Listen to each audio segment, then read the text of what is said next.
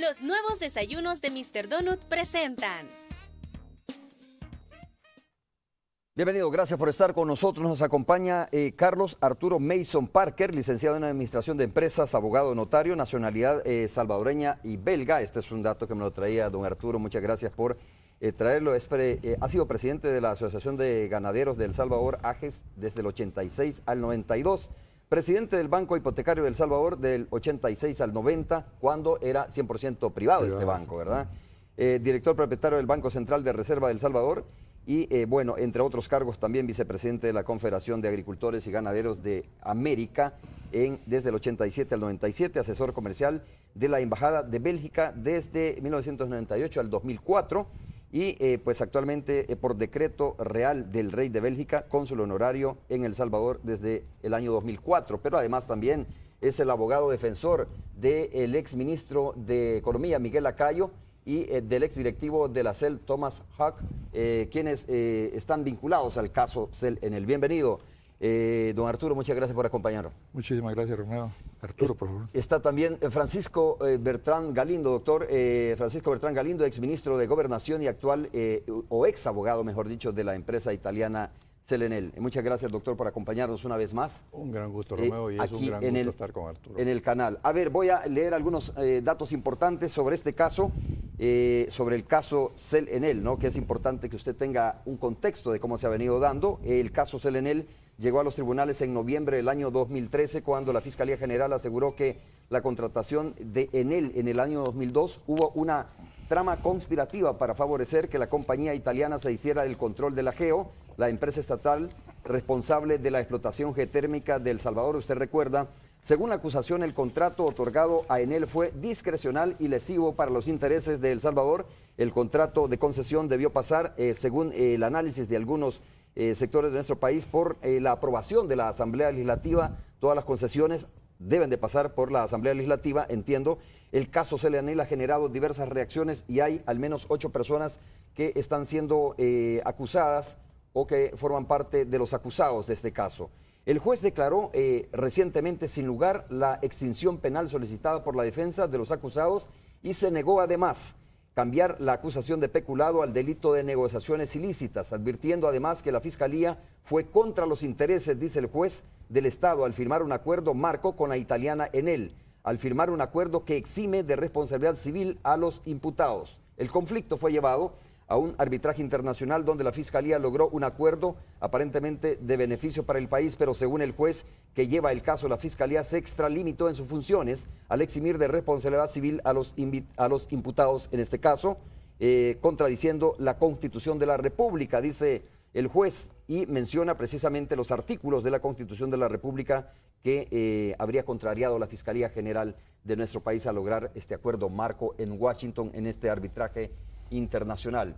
Dice el juez que de alguna manera debió haber una autorización de CEL para poder eximir de responsabilidad civil a las personas que están siendo acusadas en el caso CEL. Doctor Francisco Bertrán Galindo, usted como ex abogado de esta corporación internacional, de este corporativo internacional, ¿qué impresiones tiene, qué lecturas tiene sobre este caso y sobre las impresiones que el juez ha vertido respecto al mismo? Bueno, digamos que en el término general lo que fue el caso y toda esa discusión pues ya se ha discutido bastante y creo que hoy hay que centrarse en el momento en el que estamos. La verdad que la resolución del juez es para meterla en el museo de los monstruos jurídicos que pueden suceder en este país. Esa sentencia o esa resolución es realmente lo más extraña que yo he visto.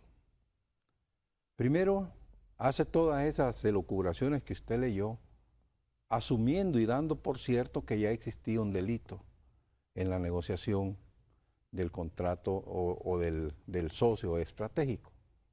Ese delito nunca existió, de hecho no está probado nada que pueda pensarse que es un delito. En todo caso está en discusión el delito de algunos funcionarios, pero como ya lo vamos a discutir, tampoco eso constituye un delito. Entonces el juez, que ya había también dado ciertos prejuzgamientos que no le competen a él en este momento, construye un argumento jurídico de lo más extraño. Y es que dice que, no obstante que había un artículo y una ley que facultaba a los funcionarios para que hicieran lo que hicieron, ellos debieron inaplicar ese artículo en base a que ese artículo, según él, violaba disposiciones constitucionales. Resulta que no hay ninguna resolución que se diga que un acuerdo de esa naturaleza viola disposiciones constitucionales. Porque aquí se hace una mezcla de las cosas.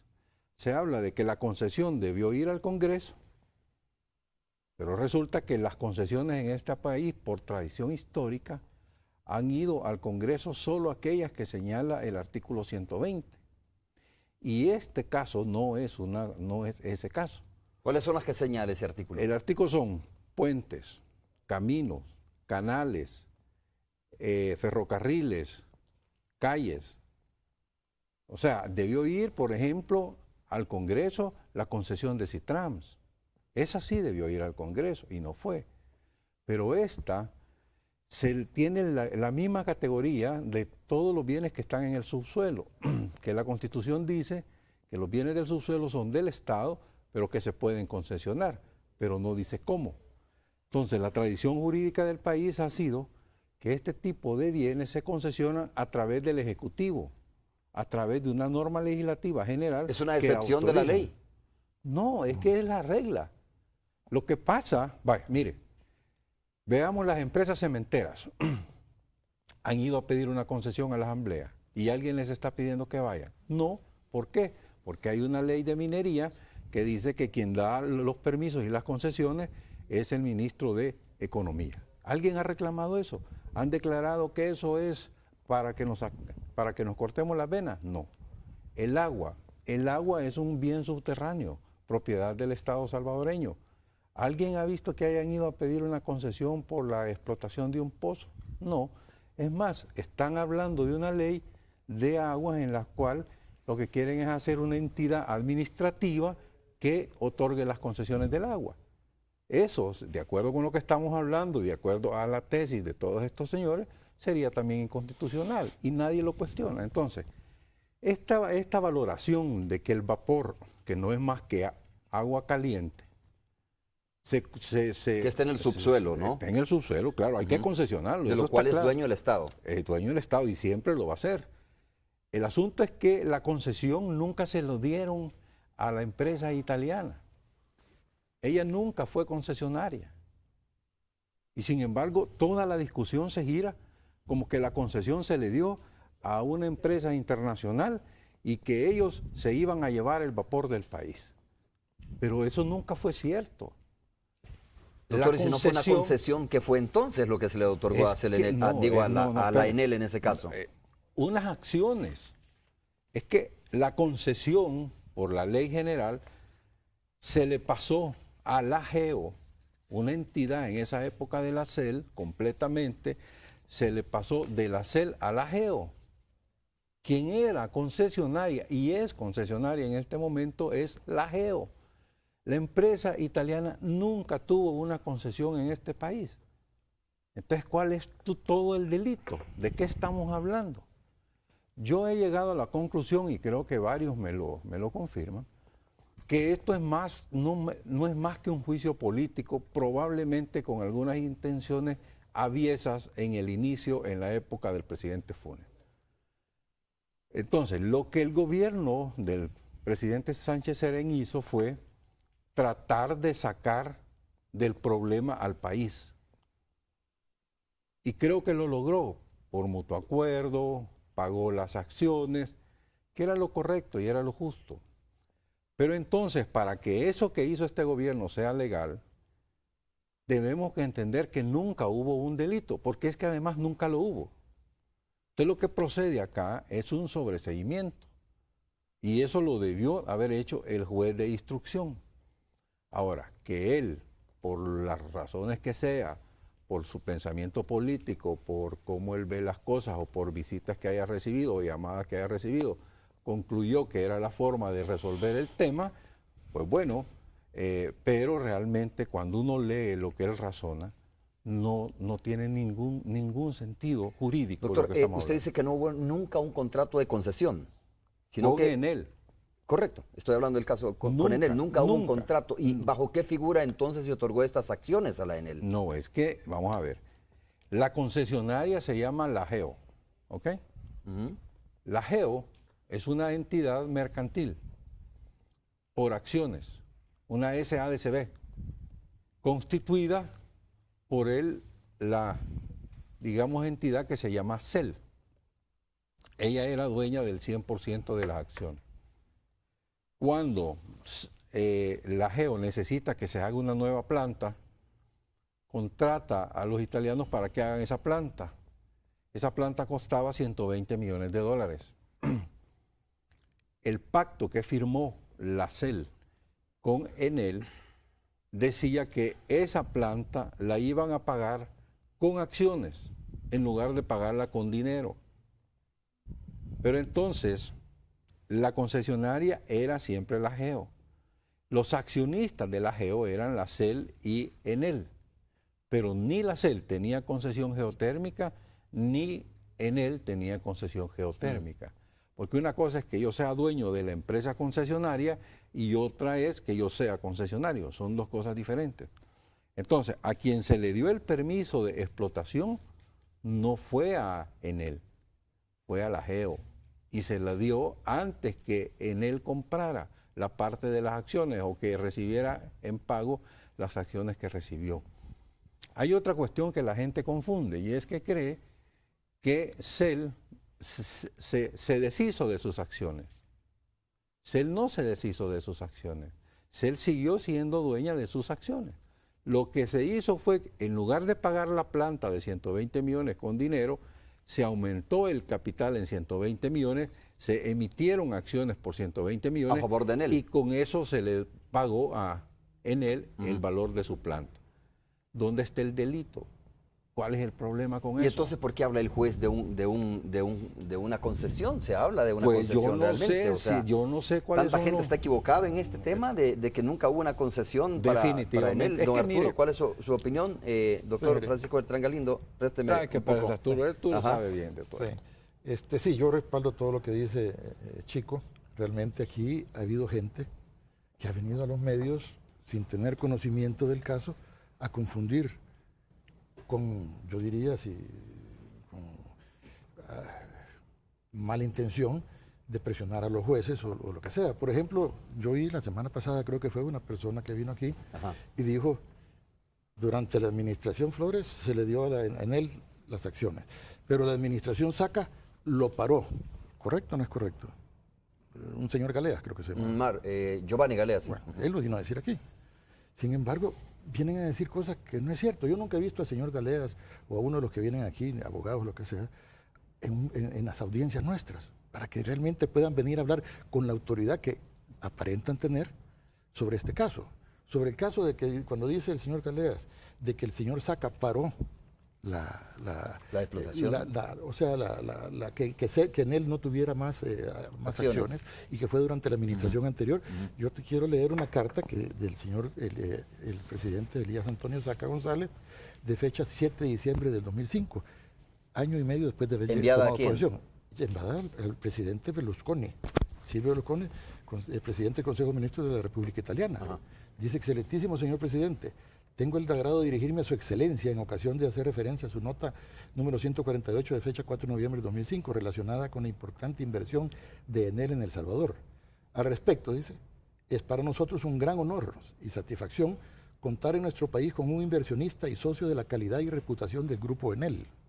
Nos sentimos muy complacidos de tenerlos en El Salvador y esperamos que su presencia aquí se consolide en el futuro cercano, convirtiéndonos en una plataforma para llevar a cabo su expansión regional.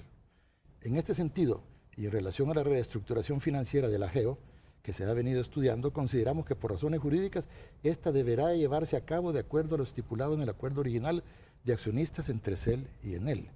Deseo reiterarle, señor presidente, nuestro interés de continuar estrechando aún más las excelentes relaciones que existen entre nuestros países y estamos ansiosos de convertirnos a través de este tipo de inversiones en socios estratégicos de Italia en esta región. Hago propicia la oportunidad para reiterarles las muestras de mi alta consideración y estima, firma el presidente de la República, Elías Antonio Saca. O sea, Es falso lo que el señor vino a afirmar aquí a este canal, y lo ha afirmado en otros canales, de que el señor Saca paró todo esto. Aquí lo está respaldando. Existe una carta similar, y yo se la puedo dejar, del señor Nicolás Alume, donde dice, al final, pues no lo logré todo, en lo que se refiere a la reestructuración, esta está dirigida a Enel Green Power, el presidente de Enel de Italia. En lo que se refiere a la reestructuración financiera de la GEO, que se ha venido estudiando, es la opinión de nuestra unidad de asesoría jurídica, que esta debe hacerse de acuerdo al estipulado en el acuerdo original. O sea, estamos hablando ya en la nueva administración. No es cierto lo que han venido a decir aquí, que la administración Flores hizo esto y que la administración Saca lo paró. Y yo creo que lo hacen por desconocimiento. Voy a darles yo voy a dejar esto para que ustedes lo tengan ahí. Yo tengo mis dudas. Vamos a hablar bastante sobre este. Permítame terminar, Romero. Yo quisiera que quedara claro el historial de participación de Enel en GESAL, hoy GEO. El 4 de junio de 2012 entra con el 8.5% de participación de las acciones. El resto lo conservaba CEL. O sea, esa fue la primera aumento de capital que se hizo. El 21 de noviembre de 2002 entró con el 4% en una disminución de capital que hubo en CEL, en GEO. El 29 de diciembre de 2006, nueva administración, le dieron el 15.9%, más de lo que le había dado la anterior. Ahí hubo una negociación en la cual le dieron esa participación a Enel.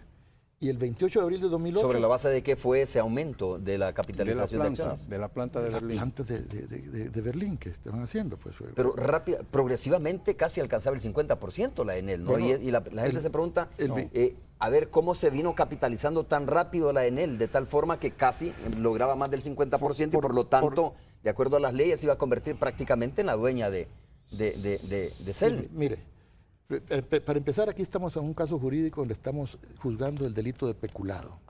Aquí yo no estoy juzgando y no estamos defendiendo si el contrato se debió o no se debió haber firmado, o si el contrato fue beneficioso o no fue beneficioso para el país. Para mí fue beneficioso, porque en ese momento la GEO producía pérdidas, había producido 5 millones de pérdidas, y en el año 2010 dio más de 100 millones de utilidad. Desde ese punto de vista, una compañía que perdía y después ganó, decir que fue perjudicial para el país, no.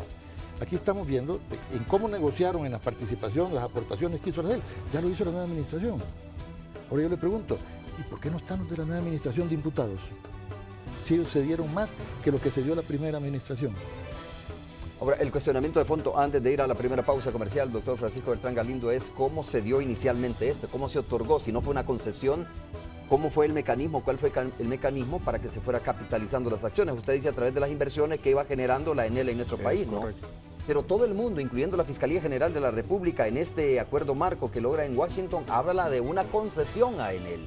O sea, el término que han venido utilizando, ¿no? No existe. O han venido utilizando, digamos, el contrato que se ha venido, que se dio en su momento, que se celebró en su momento, que fue lesivo para los intereses del país. Es lo que Arturo le ha dicho. Aquí han hablado mucha gente, creyendo saber, y asumamos que lo hacen por ignorancia y no por mala fe. Pero la verdad es que nunca hubo concesión, Enel nunca fue concesionaria.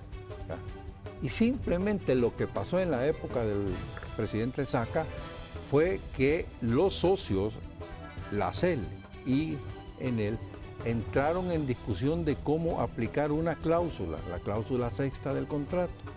Y esa discusión fue que lo llevó al arbitraje. Y esa discusión es la que, cuando ganan el arbitraje, ya en la época del señor Funes, el señor Funes monta una campaña política de persecución, no solo al inversionista.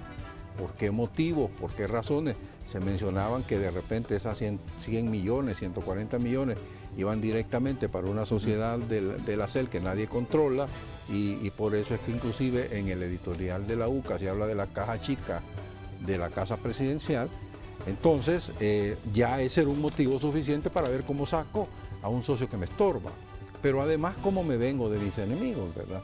Entonces aquí hubo una revancha política por un lado y una cortina de humo para ¿Cuál fue el papel de la Fiscalía en todo eso? ¿Fue cómplice de esta revancha política? Porque la Fiscalía ha llevado el caso hasta los tribunales, incluso se fue a nivel internacional. Pero voy a dejar a Arturo que le diga, pero yo tengo mi tesis que ya la he dicho. Ya que tocamos a la Fiscalía, primero veamos cuál es la función de la Fiscalía. Según nuestro Código Procesal Civil, que es similar al anterior. Dice que la Fiscalía, dice la persona, la Fiscalía dice, durante las diligencias de investigación el fiscal adecuará sus actos a criterios objetivos, velando únicamente por la correcta aplicación de la ley, por lo que deberá investigar no solo los hechos y circunstancias de cargo, sino también las que sirvan de descargo del imputado. Ahí es donde la Fiscalía, creo yo, que ha presentado un caso que la misma juez séptimo de paz dijo, este es un caso en crisis, pero lo que quiso decir la juez es, mire, me han presentado un caso y no veo las pruebas. Específicamente mencionó en su resolución, aquí por ejemplo menciona una carta del señor Lacayo y aquí no aparece, y nunca apareció una copia. Entonces, ahí es donde vamos y que uno dice, bueno, yo le digo... Pero el juez Argüello tiene otra percepción de este caso. Ya vamos a hablar de eso. Aquí tenemos un caso, cuando esto se inicia, mis dos representados estaban fuera del país. Inmediatamente me hablaron, presentate tú y vamos a llegar al país. Pero lo hacían porque confiaban en el sistema. ¿Usted cree que si hubieran sido culpables, hubieran venido aquí? Se quedan afuera. Pero no, vinieron aquí a enfrentar la justicia creyendo en el sistema. Para mí, a mí me ha defraudado el juez García Argüello, quien yo confié que iba a ser un juez justo. Y le digo que es injusto, ¿por qué? Porque dice que Miguel Lacayo, suscribió una carta, que no suscribió Romero. ¿Por qué? Porque hay una carta, una copia de carta. Cuando hicimos la prueba grafotécnica, y tengo yo la prueba, el perito dijo, yo no puedo determinar si eso no es. Además, yo le puedo decir que la carta a simple vista es un facsímil, pues. O sea, ni siquiera es carta de él. Pero todavía no es solo eso, Romeo. La carta está firmada el 4 de diciembre del 2000. Y la Junta Directiva se había electo el 28. Entonces, ¿cómo es posible que usted venga a acusar a alguien de elegir una Junta Directiva que ya estaba electa? Pero por otro lado, y si hubiera propuesto él, que no lo propuso, tampoco es delito. Aquí han venido a satanizar y dicen, violó la Constitución. Violar la Constitución es delito. El delito tiene que estar tipificado en el Código Penal. Si no, no es delito. Por ejemplo, un juez... Violar la Constitución es delito. No es delito, a menos que esté tipificado en el Código Penal. Por ejemplo, un juez. Aquí deberíamos de meter a varios jueces. Yo tengo una juez por ahí que dice locura, pero por ejemplo, uno va y la acusa de prevaricato. ¿Por qué? Porque posiblemente venció con una sentencia un derecho constitucional. Pero no existe la violación, el delito por violación a la Constitución. Existe por delitos específicos. Especificados en el Código Penal, pero bueno, pero la Constitución es la ley marco, ¿no? Claro, es todo, pues sí, pero la ley primaria. Pero no existe un delito que diga que viola la Constitución. Yo le voy a decir, por ejemplo, si violaron la Constitución, y tenían que pedir el permiso, que no lo tenían que pedir, el chico ha explicado que nunca la ANEEL tuvo la concesión del vapor, como han querido decir. Le concedieron el recurso natural, la riqueza del sabor, no es cierto. No es cierto. El recurso, la concesión de la explotación se la dan a la GEO, cuando no estaba con ANEEL. Ahora, ¿qué es lo que pasa? Que declaren la nulidad del contrato, pues. Que se vayan a un juicio de nulidad del contrato. Pero eso no lo hicieron, pues. Y yo te digo, no lo hubieran ganado tampoco. Bueno, vamos a hacer la pausa, ¿les parece? Tengo que hacer la pausa. Lo que no termino de entender es, a ver, ¿cómo es que si en esto no hay delito, como ustedes dicen, no hay delito penal que perseguir, y si como usted dijo, si no hay delito penal tampoco hay delito o responsabilidad civil, ¿verdad? Entonces, ¿por qué lleva un caso la Fiscalía al arbitraje? Bueno, la respuesta... Reconociendo implícitamente que sí hubo alguna anomalía, algún delito y hay que conciliarlo allá. Y eso aparentemente queda implícitamente entendido cuando la Fiscalía lleva este caso a nivel internacional y logra un acuerdo marco con la ANEEL en este caso. Yo insisto que si hubiera habido delito y compraron esas acciones, ellos han cometido delito. Hagamos la pausa, regresamos. Yo le explico luego eso.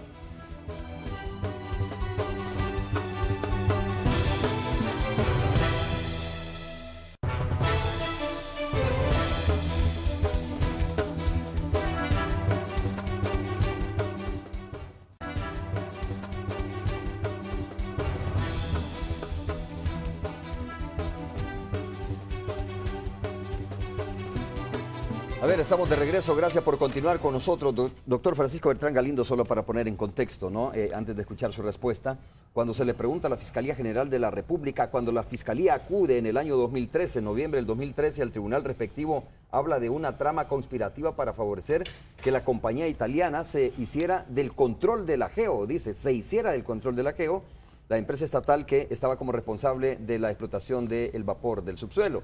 Es decir, si no hay delito penal, como usted dice, que perseguir en esto, más allá de si existe la responsabilidad civil, ¿cómo es entonces que va la Fiscalía General de la República y pide una reunión, o si la pide en él, que fuera el caso, que en él la pidiera, ¿no?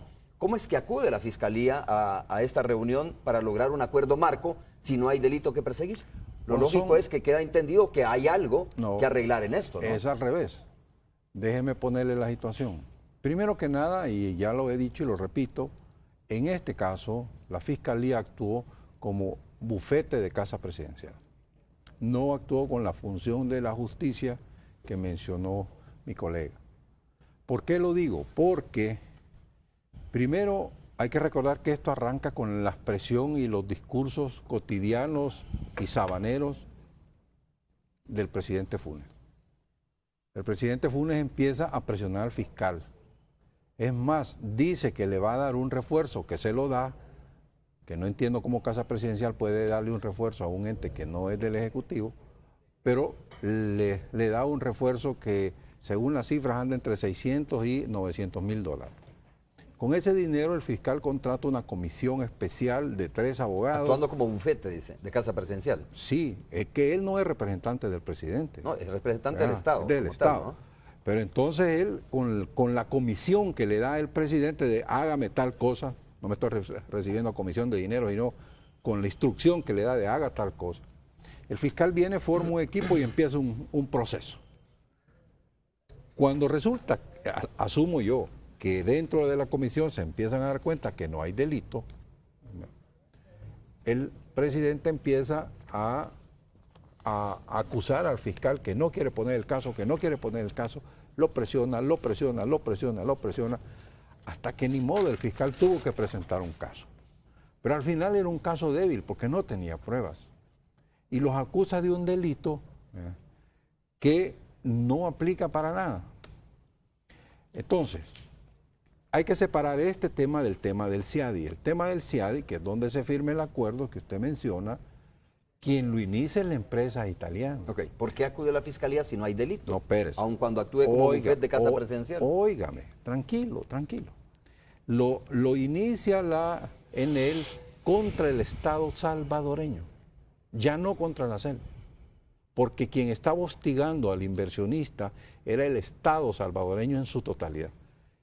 Y quien representa al Estado es el fiscal.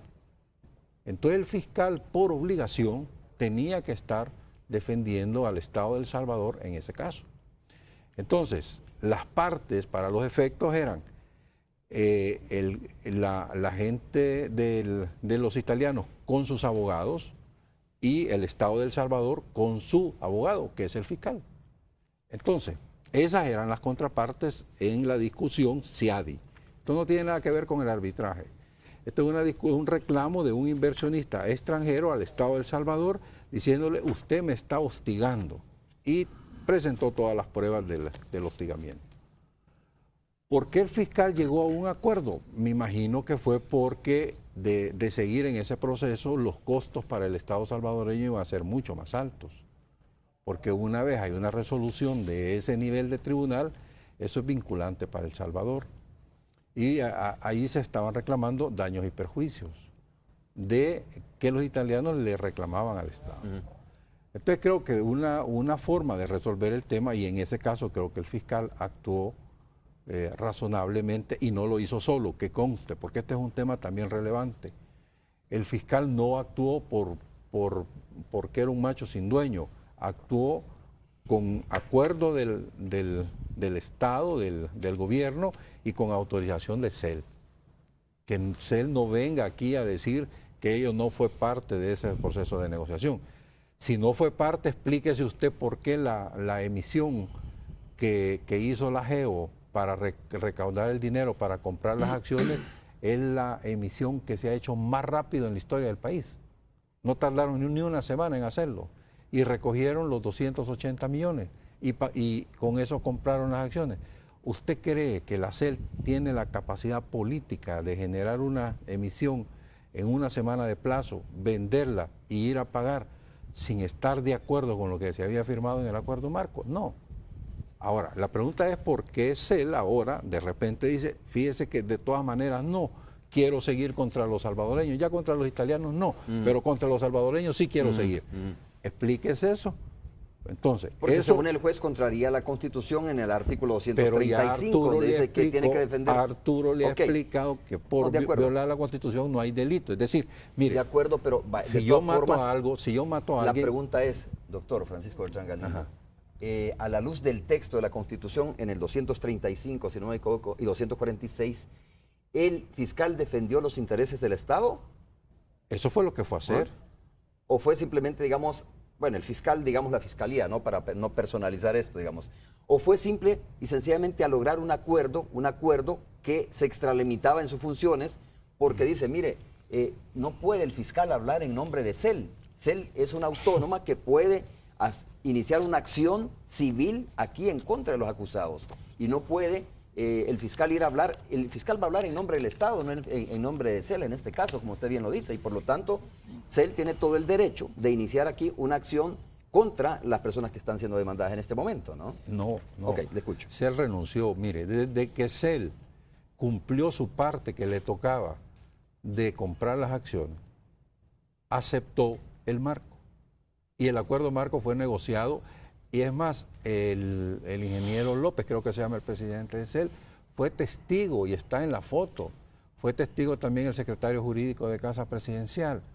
No pueden venir ahora a decir que fue un cohete solitario del fiscal. Yo creo que tampoco es así la cuestión.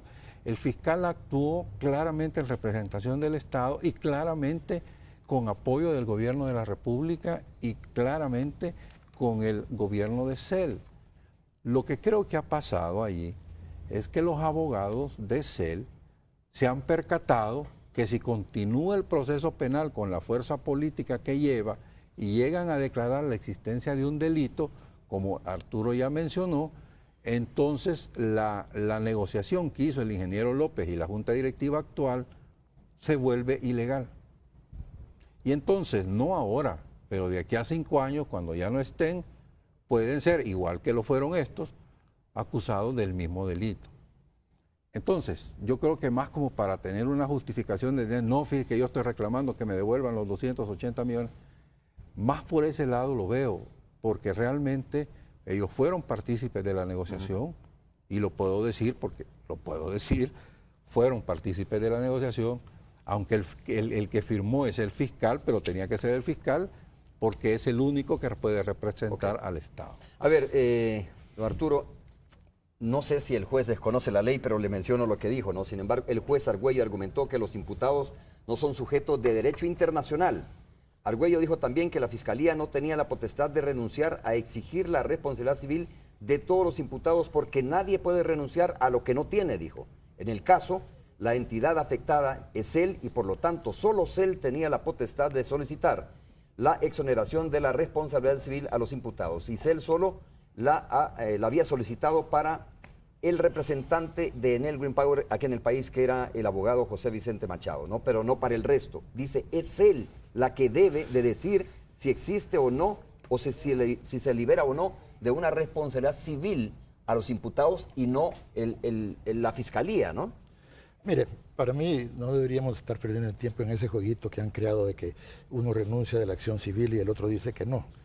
El que representa a CEL y a INE, que la han puesto como víctima, dicho sea de paso, que no existía en el 2002 porque fue creada en el 2004, es el fiscal general de la República. ¿Y por qué es el fiscal? Porque los señores creyentes que tenía CEL e INE en el proceso del séptimo de instrucción renunciaron. A renunciar, los creyentes de CEL y Enel dejaron todas las acciones civil y penal en manos de la Fiscalía que representa a la víctima. Y además de eso tenemos que ver que también representa al Estado de El Salvador y la CEL es del Estado de El Salvador. Entonces eso es un jueguito que yo no quisiera perder el tiempo en eso. Sencillamente, si renuncia el fiscal como representante de la víctima y representante del Estado, eso debería haber terminado. Por alguna razón, y yo creo que deberíamos de investigar, tal vez usted como periodista investigativo, diría usted, ¿cuánto ha gastado la CEL en abogados, en este caso, desde 2008? Y usted se va a quedar asustado de ver la cantidad que CEL INE o GEO han pagado en abogados solo por este caso. Es una cifra bastante mayor a los decenas de millones de dólares. Si no lo hiciera, también podría acusársele de negligencia a la CEL. ¿De qué? De negligente, ¿no? O sea, que de mire, no haber yo le puedo decir, defendido este caso, de haberse mostrado parte que por en este declaraciones, la ENEL declaró que había gastado 2,5 millones en el arbitraje y El Salvador gastó 10, o 9, o 8, o 9. Así de que fueron declaraciones que dio la CEL. Entonces, ¿cómo es posible que una parte gaste 8 o 9 millones y la otra parte gaste 2,5? Pero mire, el punto no es ese. Usted ha preguntado por qué la Fiscalía presentó un caso. Sí lo presentó, y como le dije antes, y lo presentó, y la jueza que vio el caso le dijo, está en crisis. ¿Por qué? Porque no ha presentado las pruebas. Eso lo dijo la jueza. Pero no solo eso, mire, yo le voy a poner el caso del señor Miguel Lacayo y le voy a permitir que me permita ponerle del tomo. El señor Miguel Lacayo está acusado primero como instigador, después como coautor, y hoy vuelve como instigador, porque la Fiscalía lo cambió a coautor y el juez le vuelve a poner, lo cambió de instigador a coautor, y la Fiscalía, el juez lo vuelve a poner de instigador. La jurisprudencia dice que para ser instigador usted debe actuar sobre quien previamente no está decidido a cometer la infracción. La instigación debe ser eficaz, instancia adecuada. La instigación ha de ser directa, que se ejerce sobre persona determinada. La instigación ha de ser dolosa, o sea, que se pruebe que es dolosa. Y el instigado ha de iniciar, cuando menos, la ejecución de la conducta delictiva. Vamos a ver. Aquí hay un acta que le mostré en la parte que dice que el señor, un acta de la CEL, que está en el proceso, es prueba, y prueba de cargo, pero debería ser de descargo, porque la acta tiene sesión 2760 del 14 de mayo de 1998. El señor ministro Lacayo no era ministro, el señor Tojoc no era director. Entonces, aquí la Fiscalía dice que se inició el trauma y el plan criminal. Y le voy a leer para que vea solo la parte final concluyente. Dice, acuerda autorizar la emisión de una invitación a participar en el proceso de selección de socio estratégico con el objeto de constituir una empresa para manejo y desarrollo de los proyectos geotérmicos. Eso fue en el 88. 98. 98. Yo le voy a dar, digo, 98, donde todavía no era ministro, Miguel Lacayo. Ni era ministro Miguel Lacayo, ni era director. Pero eso no significa que a futuro pudo haber incidido en este caso. Pero entonces ya no puede ser instigador. Porque el instigador es el que incita a otro a cometer un delito. Yo vengo y usted no está decidido a cometer nada, pero vengo yo y le incito, mire, comete ese delito. Aquí le dejo esta prueba, que está ahí. Debería ser prueba de descargo. Y está como prueba de cargo. Como prueba de cargo. Señores, tengo que hacer de nuevo una pausa, ¿sí? ¿Me permite después? Sí, don Arturo, vamos a tener tiempo porque cuando nos ponen ya la música de fondo significa que estamos en el filo de la pausa, pero tenemos tiempo para continuar hablando sobre este tema. Entre otras cosas, es importante decir que los defensores han pedido, ¿no?, al juez que cambie la acusación de peculado por el delito por el delito de negociaciones ilícitas. ¿Sí? Vamos a hacer la pausa, regresamos en breve.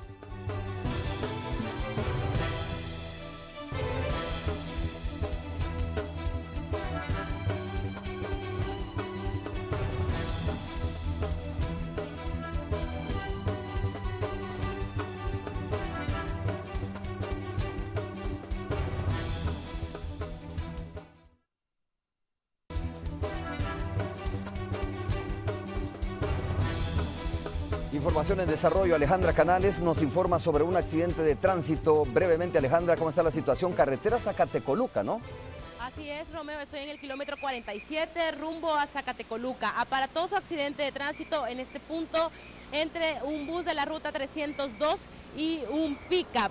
Hay 2 personas fallecidas, es una escena bastante complicada, bastante fuerte, Romeo. Han sido lesionados, o han resultado lesionados, mejor dicho, 5 personas más, quienes han sido trasladados a un centro asistencial, según información de cuerpos de socorro, con lesiones graves. El pronóstico es reservado y según la policía, al bus de la 302 se le explotó una llanta, lo que provocó que colisionara de forma frontal con el pick-up, quien se dirigía al aeropuerto internacional a dejar a una persona que iba de viaje a los Estados Unidos. Lamentable información, como repetimos, una escena bastante complicada, bastante fuerte, y 2 personas han fallecido en este lugar. Esto es lo que tengo en la emisión de Hechos del Mediodía. Vamos a ampliarles todos los detalles. Muchas gracias, Alejandra. Gracias por el reporte de esta situación. Carretera Zacatecoluca, donde se reporta 2 personas fallecidas. Gracias. Buenos días. Buenos días.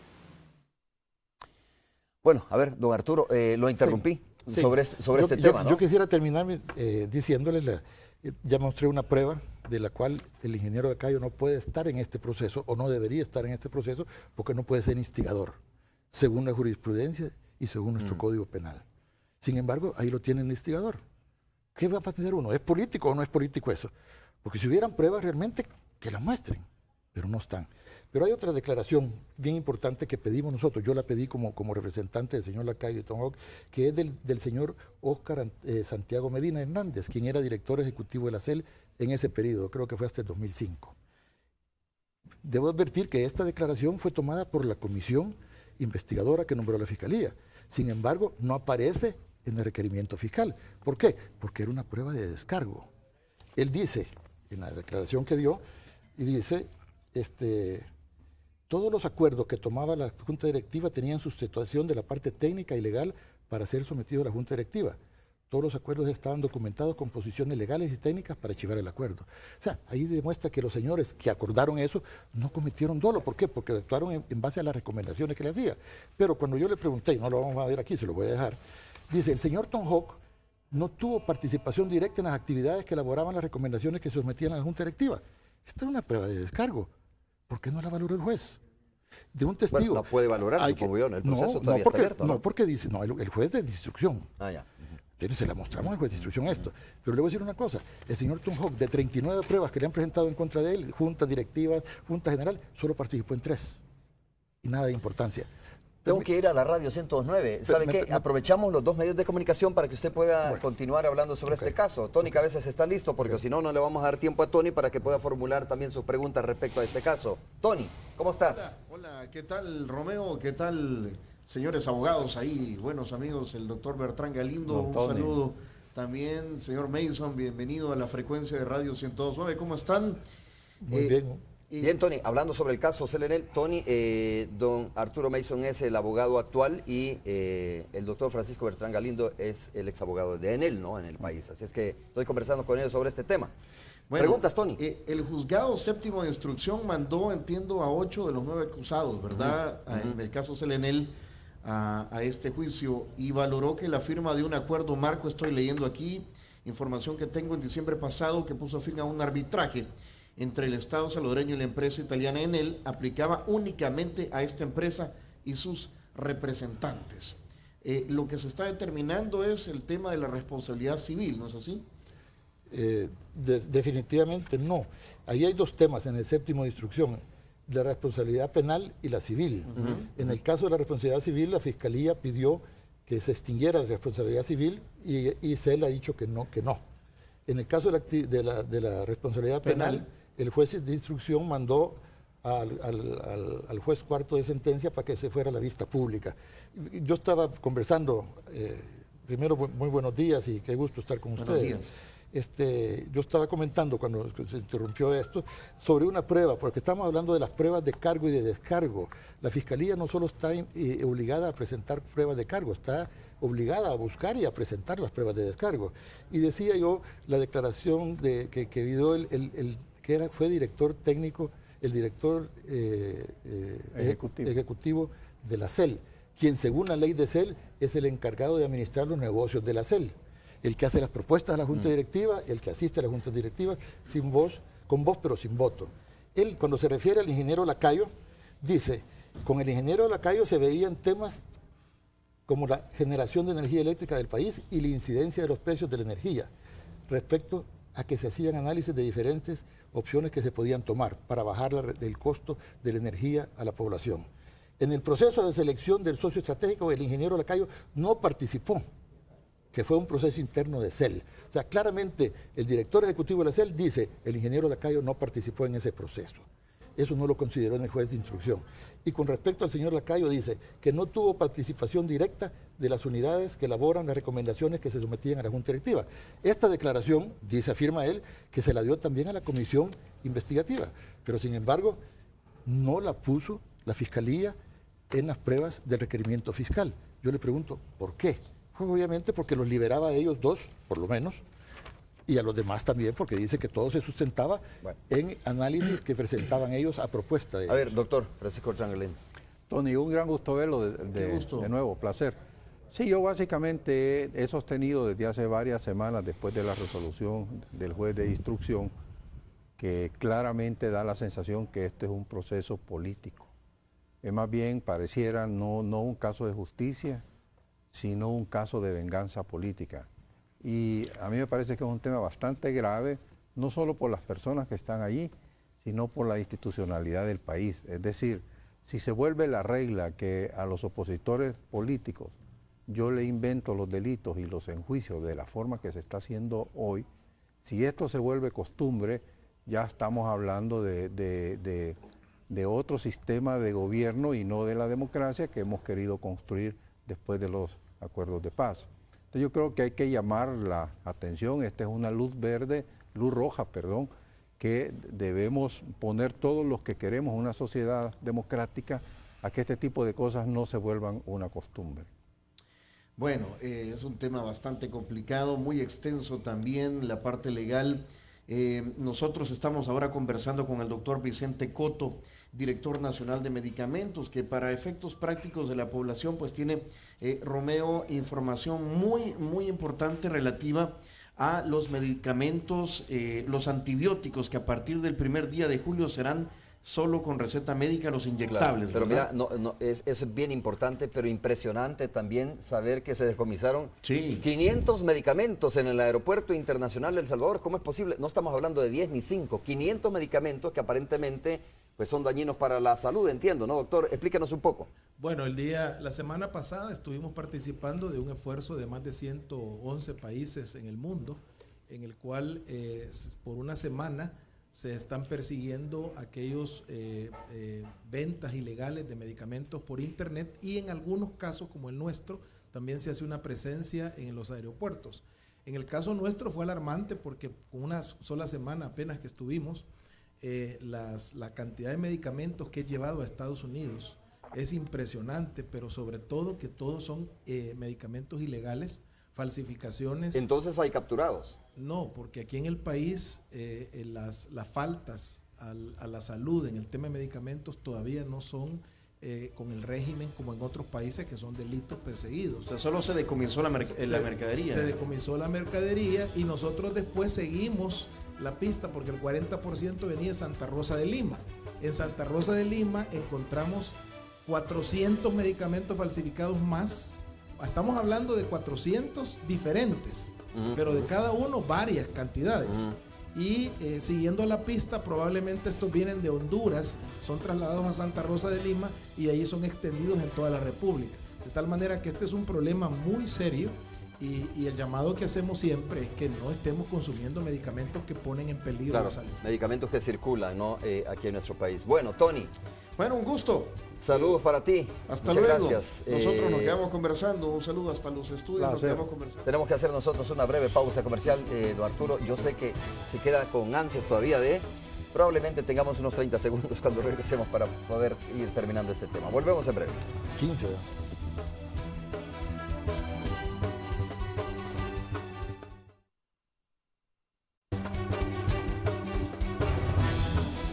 Bueno, muchas gracias, doctor Francisco Bertrán Galindo, por haber estado con nosotros. Un placer, Romeo. Don Arturo también, muchas gracias. Sí, Romeo, muchísimas gracias por tenernos aquí. Yo quisiera que me dieras 15 segundos. A ver. Voy a leer parte de lo que dice el editorial de la UCA. Ante ese fracaso, dice, que traería la pérdida de control estatal de las jugosas sumas de dinero que producía la GEO, el gobierno de Mauricio Funes comenzó a fabricar un caso en el que, entre otras cosas, se hablaba de violaciones constitucionales y de daños graves al Estado salvadoreño. Y así nació la acusación en la que jueces dicen que el contrato era legal y que por lo tanto quienes lo autorizaban o firmaron no violaron las leyes del momento. Sin embargo, también afirman que hay delito por lo que los daños que infligieron al Estado. Dicen.